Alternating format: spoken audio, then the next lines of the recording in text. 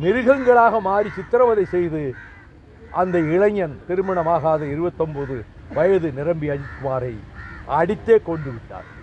சாத்தான்குளத்திலும் தகப்பனையும் மகனையும் எப்படி சித்திரவதை செய்து காவலர்கள் கொன்றார்களோ அது அங்கே அவர்களை கோயில்பட்டி சப்ஜெயிலில் போய் ரிமாண்ட் பண்ணி அதுக்கு பிறகு திரும்ப கூட்டிகிட்டு ஆஸ்பத்திரிக்கு போகிற போது இறந்து போனதாக சொன்னாங்க. இங்கே ஸ்பாட்லேயே அவர் இறந்து போகிற அளவுக்கு அவரை அடித்து கொண்டிருக்கிறார்கள். நல்ல நடவடிக்கையாக, துரித நடவடிக்கையாக தமிழகத்தினுடைய முதலமைச்சர் மாண்புமிகு தளபதி ஸ்டாலின் அவர்கள் உடனடியாக அந்த காவலர்களை பணியிட நீக்கம் செய்தது மட்டுமல்ல, தமிழ்நாட்டு காவல்துறை விசாரிப்பதை விட இது சிபிஐ விசாரிக்கட்டும், மக்களுக்கு நம்பிக்கை வரும் என்ற விதத்தில் சிபிஐ விசாரணைக்கு ஒப்படைத்து விட்டார். இது சிபிஐ விசாரணையின் போது இந்த கட்டத்திலேயே அந்த புகார் கொடுத்த அந்த பெண்மணியை பற்றி பல செய்திகள் வந்திருக்கின்றன. அவர் இப்பொழுது தேவர் மேட்ரிமோனி ஒன்று தொடங்கியிருக்கிற அந்த சகோதரர், நான் இந்த பெண்ணை நான் திருமணம் செய்தேன், மறுநாளே ஓடிப்போய் விட்டாள் என்று சொல்லி அதற்கு பிறகு 3 திருமணம் செய்திருக்கிறார்.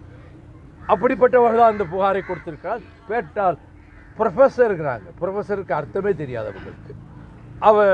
அப்படிப்பட்ட ஒரு பெண்மணி எந்த அடிப்படையிலே இந்த புகாரை கொடுத்தார்? வேண்டுமென்றே பொய் சொல்லி கொடுத்தாரா? எதுவாக இருப்பினும் போலீசார் விசாரிக்க வேண்டுமே தவிர அடிப்பதற்கு உரிமை கிடையாது. சட்டம் அதற்கு இடம் கொடுக்கவில்லை.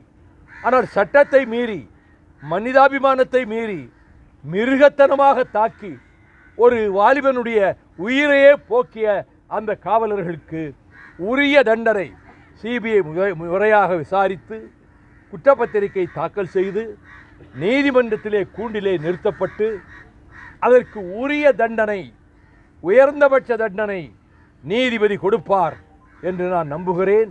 அப்படித்தான் நடக்க வேண்டும் என்று நான் விரும்புகிறேன். இந்த கொடுமை இனிமேல் நடக்கக்கூடாது.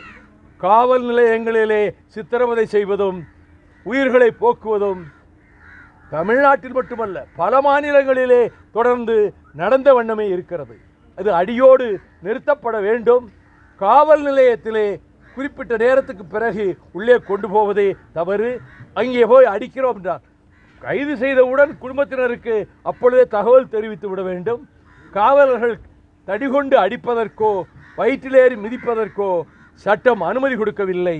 அந்த சட்டத்தை மீறி இவர்கள் நடந்து கொண்டவர்கள், நான் தொடக்கத்தில் சொன்னதைப் போல மனிதாபிமானமற்றவர்கள், மனித நேயமற்றவர்கள், ஒரு இளைஞரை எப்படி கொல்கிறோம் என்கிற குற்ற உணர்ச்சி கூட 1% இல்லாதவர்கள்.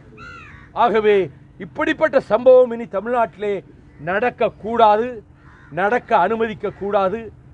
அரசு அதற்கு உரிய விதத்திலே நடவடிக்கைகள் மேற்கொண்டு அனைத்து மாவட்ட காவல்துறை அதிகாரிகளையும் அழைத்து அதற்கு ஒரு கூட்டத்தை போட்டு அவர்களிடத்திலே முதலமைச்சர் அவர்கள் தக்க அறிவுரை வழங்குவார்கள் என்று நான் எதிர்பார்க்கிறேன். செய்திகளை உடனுக்குடன் தெரிந்து கொள்ள கீழ்கண்ட கேபிள் மற்றும் டிடிஹெச் நெட்வொர்க்குகளில் எம்நாடு செய்தி தொலைக்காட்சியை காணுங்கள்.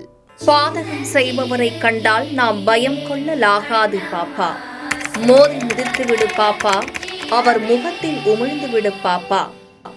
அண்மை செய்திகளை உடனுக்குடன் தெரிந்து கொள்ள இணைந்திருங்கள் எம்நாடு தொலைக்காட்சியுடன்.